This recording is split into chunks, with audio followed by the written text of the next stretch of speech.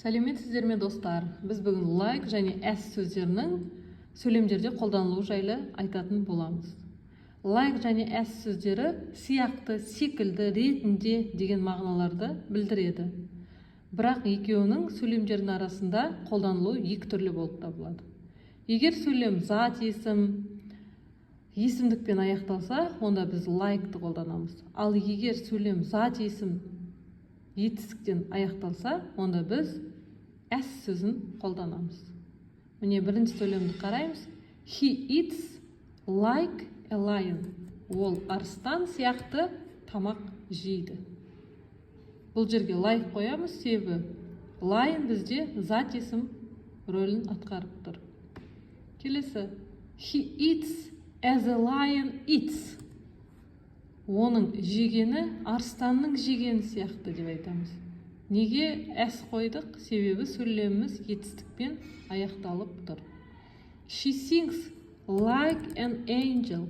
Ол періште сияқты өлең айтады. Like қоямыз. Неге? Себебі сөйлеміміз зат есіммен аяқталып тұр. He behaves like a child. Ол бала сияқты жүреді. Кішкентай бала сияқты. Бұл жерде like қоямыз, себебі child сөзі бізде зат есім болып табылады.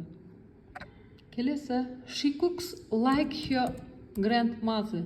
Ол әжесі сияқты тамақ пісіреді. Сияқты. Бұл жерде әжесі зат есім болып табылады. Келесі бізде you must speak as he does. Неге? Себебі біздің сөйлеміміз етістікпен аяқталып тұр. Сен оның жасағанын айтуың керек. Stop acting like a silly clown болады. Like a silly clown. Клоундар сияқты әрекет етуіңді тоқтат дейді. I'll do it as you said. Мен сенің айтқаныңды жасаймын.